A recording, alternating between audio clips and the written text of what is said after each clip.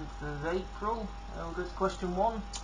It's come to that Lotus, formerly known as Renault, the Gold Team, is no longer supported by Group Lotus due to financial difficulties for the company.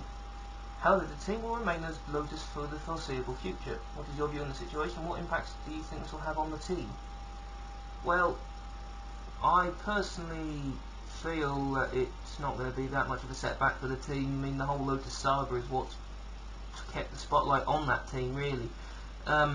I think a lot of people still call it Renault. I know, I'll just find his name so I get it right. I replied to a tweet, Dom Cobb Key, or Dom Matram. He's just been calling the team Renault the entire time, apparently. And to be honest, I think a lot of people just remember it as Renault, because that's what it's been for a substantial amount of time. And Alonso made them famous as Renault, winning back-to-back constructors. What effect it will have on the team, I think people will find it less and less easy to take them seriously anymore, and not in a ha ha ha ha, you're not going to take racing seriously. It's just, well, what are you, who are you called? You might as well be called Jeff for all we care these days. In many ways, my personal opinion on the whole Lotus situation, it was stupid to bring Lotus back into the sport anyway.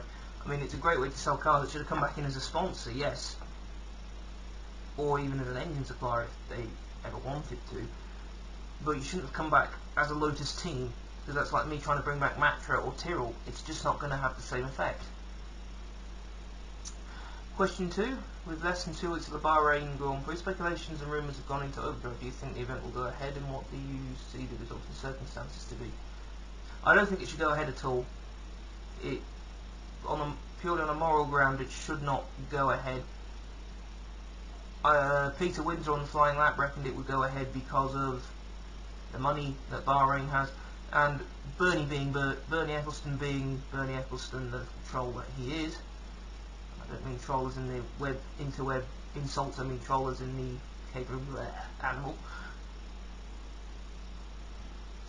He'll just go where the money is. I think it's good that Bahrain's off the calendar, because to me, I never liked that track much anyway. Why don't we go back to a proper track instead of one that's been built in the middle of nowhere? That's my opinion on it anyway. But I don't think we should go back there at all. Question 3.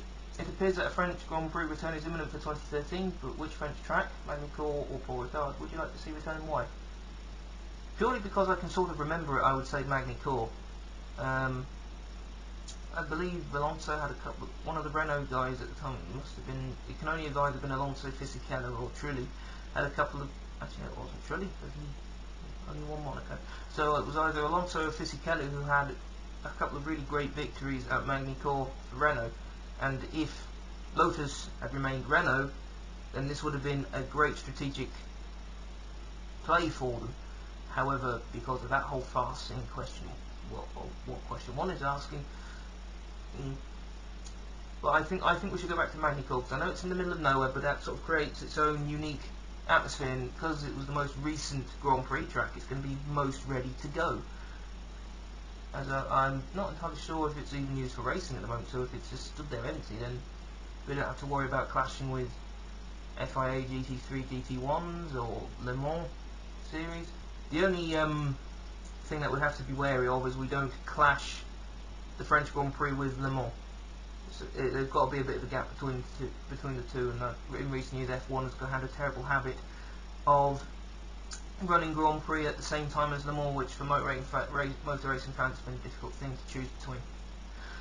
Bonus question. During the long break between Malaysia and China, have you found any blogs, Twitters, people that have been interesting to read, and what would you recommend them to others?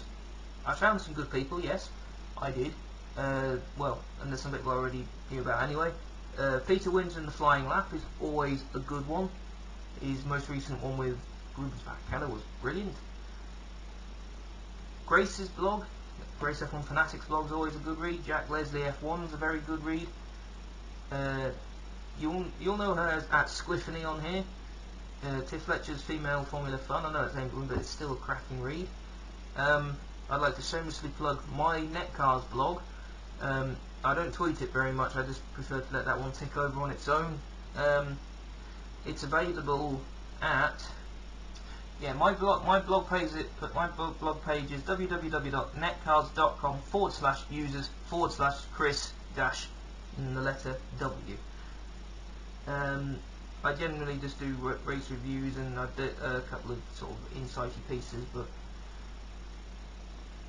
well, but the good people to look at is Tiff Fletcher's blog, Squiffany's, Grace F1 Fanatics blog, Jack Leslie's, and Peter Windsor, and of course Fan Formula is always a good one to get involved in. That's the end of the Fan Formula. Just quick on to some Stormspace news. We have a website. We do have a website now. It's stormspaceproductions.com. I'm very excited about it. I've just got to get a mate of mine to do the coding for me to build the website. We put out a video yesterday about the mathematical formula of cake. If you like cake, then you should watch it, and you can see how cake revolves around everything. Cake is important to everything. Still need 2 females to do some voicing for Where's My Liberty. If anyone from Fan Formula, if any of the ladies from Fan Formula would like to take part, then please just tweet me at CWhite90909 or at StormSpaceProd. Or anyone who's not Fan Formula related can, if they wish. That's about it. We're looking to sort of start building a store on the website. So hopefully we'll have some merchandise to go soon. And please check out our video about cake. That's all for now, so I'll see you later.